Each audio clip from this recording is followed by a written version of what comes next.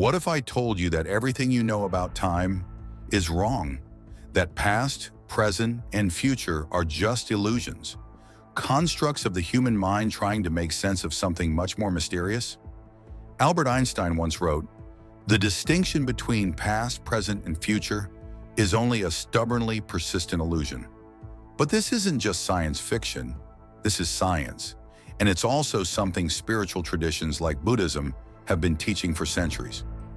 In today's video, we're going to explore the illusion of time through the lens of Einstein's physics, Buddhist philosophy, and modern psychology.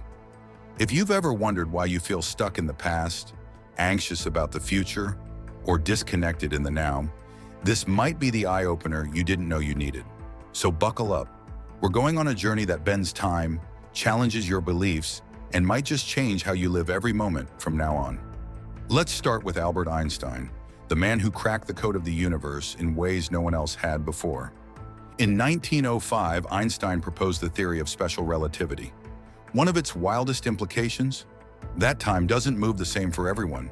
It's not fixed like a ticking clock on the wall.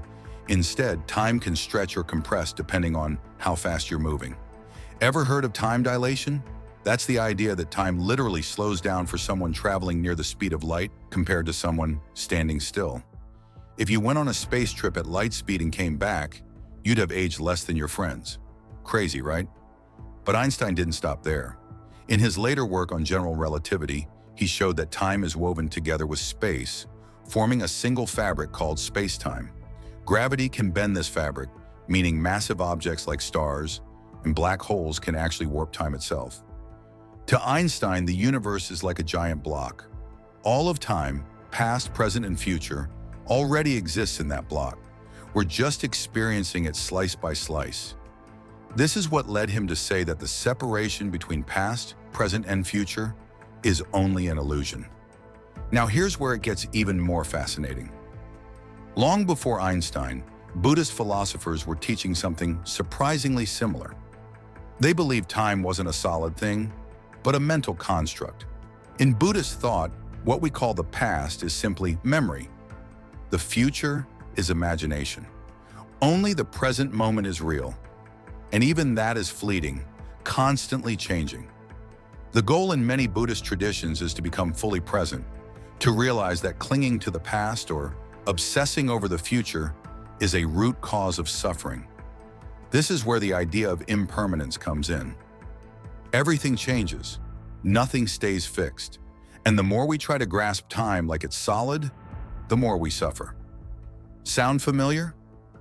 Einstein and Buddhism were speaking different languages, but pointing to the same deep truth, that our everyday sense of time is not the whole story.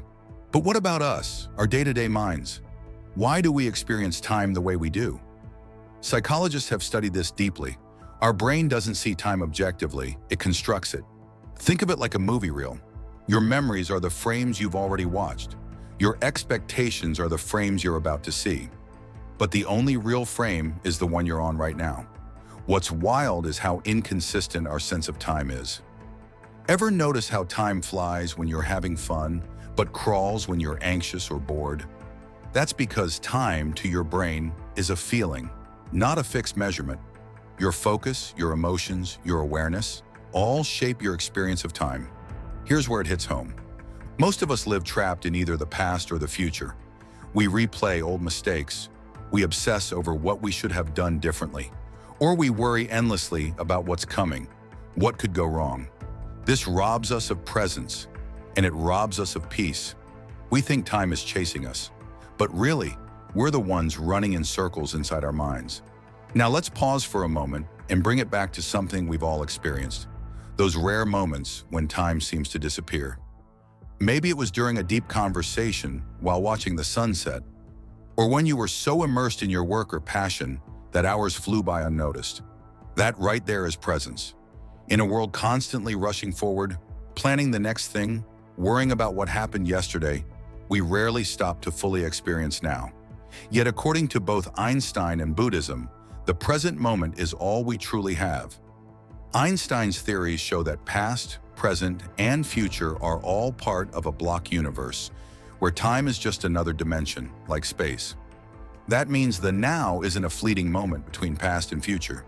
It's the only place we ever actually are. The rest is memory or imagination. Similarly, Buddhism teaches that suffering arises when we attach ourselves to the past or chase after the future. The mind creates pain when it resists what is. True peace comes from embracing the now, just as it is, without judgment, without resistance. And here's the psychological twist. Your brain functions differently when you are present. Neuroscience shows that when you're mindful, when you tune into the current moment, your brain shifts out of default mode, the network associated with daydreaming, overthinking, and self-criticism. Instead, it lights up areas connected to empathy, sensory awareness, and calm. That means when you're present, you're not just spiritually aligned, you're neurologically balanced. Your stress hormones drop, your focus sharpens, and your sense of joy increases. The illusion of time fades, and what's left is clarity. But presence isn't something you achieve once and for all. It's a practice, a returning, a deep breath, a noticing of the warmth in your hands, or the sound of wind outside the window. It's the decision over and over again to live here rather than there. Being present is not just peaceful, it's powerful.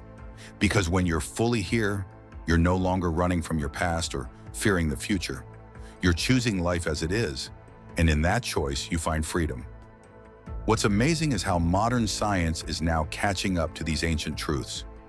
Brain scans show that meditation rewires areas of the brain responsible for time perception.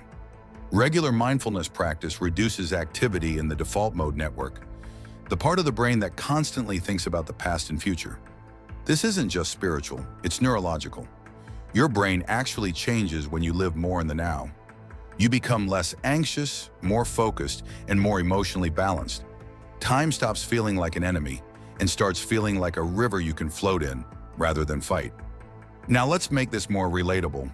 Imagine two people. We'll call them Paul and Peter. Paul is always in a hurry, always checking the clock, worrying about deadlines, regretting things he said last week, hoping things turn out better next year.